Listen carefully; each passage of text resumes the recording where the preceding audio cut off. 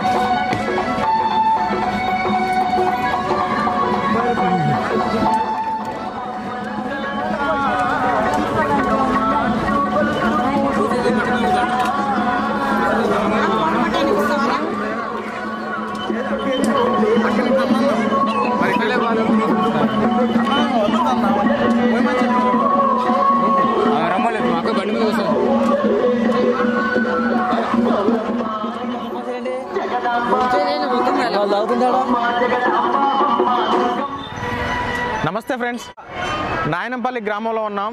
ఇక్కడ నాయనంపల్లి గ్రామంలో మైసమ్మ తల్లి అని ఒక దేవత ఉంది. ఆ దేవత 150 సంవత్సరాలుగా ఇక్కడ ఉన్నటువంటి గ్రామ ప్రజలను, అదేవిధంగా ఈ చుట్టుపక్కల ఉన్నటువంటి గ్రామాలను రక్షిస్తూ ఉంది. ఆ అమ్మ ఏ కోరిక కోరుకుంటే ఆ కోరిక నెరవేరుతుందని ఇక్కడ ప్రతీతి. నాకు కూడా ఈ దేవాలయం గురించి 5 సంవత్సరాల క్రితం తెలిసింది. అప్పటి నుంచో రావాలనుకుంటున్నా. ఈసారి వచ్చాను. అక్కడ అమ్మవారిని చూస్తాము, లాంగ్లో చూస్తాము అమ్మవారిని. సో నాకు చాలా హ్యాపీగా అనిపించింది ఇక్కడికి రావడం వల్ల. సో ఇక్కడ ఈ అమ్మవారి ప్రత్యేకత ఏంటంటే, అమ్మవారికి కళ్ళు పోయాల్సి ఉంటుంది. దాంతోపాటుగా ఇక్కడ మేకల్ని, కోళ్ళని బలిస్తారు. చాలామంది మూఢనమ్మకాలు అనుకోవచ్చు, కానీ ఎవరి నమ్మకం వారిది, మనం దాన్ని కాదనలేము. కానీ ఇక్కడ ఉన్నటువంటి అమ్మవారు చాలా శక్తివంతురాలు అని చెప్పి అందరూ చెప్పడం జరిగింది. దానిలో భాగంగానే నేను కూడా ఈరోజు దర్శించుకోవడం జరిగింది. చాలా సంతోషం వేసింది అమ్మవారిని దర్శించుకున్నందుకు. నాకు ఒక శ్లోకం గుర్తుకొస్తుంది. ఇక్కడ జరిగినటువంటి బలులు, అదేవిధంగా కోళ్ళు, మేకలు ఈ బలియడం చూస్తే ఒక శ్లోకం ఉంది. ఆ శ్లోకం ఏంటంటే, అశ్వం నైవ గజం నైవ వ్యాఘ్రం నైవచ నైవచ అజాపుత్రం బలిందద్యాత్ దేవో దుర్బల ఘాతక. అంటే ఏంటంటే అశ్వం అంటే మన గుర్రం, అదేవిధంగా గజం అంటే ఏనుగు, వ్యాఘ్రం పులి, అజాపుత్రం అంటే మేక. అశ్వం నైవ గజం నైవ వ్యాఘ్రం నైవచ నైవచ అజాపుత్రం బలిందద్యాత్ దేవో దుర్బల ఘాతక. భగవంతుడు కూడా బలహీనమైన వాళ్ళని ఇష్టపడాడంట, కేవలం బలవంతుల్ని ఇష్టపడతాడంట.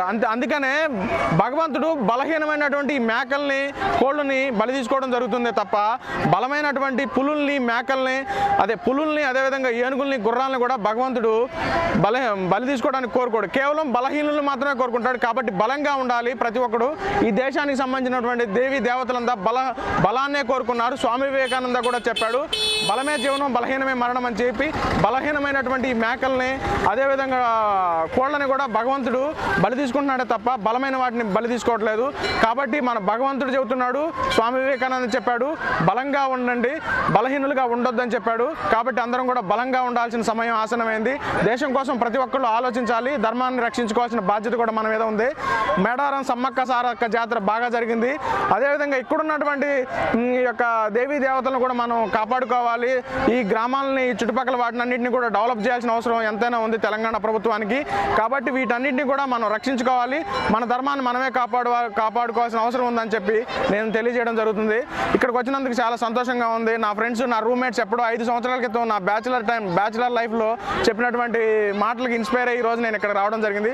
చాలా సంతోషంగా ఉంది. నా మిత్రులు శ్రీకాంత్ అదేవిధంగా శేఖర్ ఇదే గ్రామ వాస్తవ్యులు, వాళ్ళ వల్లనే నేను ఇక్కడ దాకా రావడం జరిగింది. అదేవిధంగా నా ఫ్రెండ్స్ కొంతమంది శ్రీశైలం, మురళి, ఇలా వాళ్ళ ద్వారా నేను ఇక్కడికి వచ్చాను. చాలా సంతోషంగా ఉంది. నమస్తే నాయనపల్లి మైసమ్మ తల్లికి, ఇక్కడ కొనిచ్చిన భక్తులందరికీ కూడా నేను ధన్యవాదాలు. ఇక్కడ నేను చూడంగా దాదాపు 30-35 సంవత్సరాల నుంచి ఈ మైసమ్మ తల్లి దానికి వస్తున్నా, జ్ఞానపల్లి మైసమ్మ. ఈ మైసమ్మ తల్లి చాలా మందికి మంచిగా చూస్తుంది. ఈ భక్తులందరినీ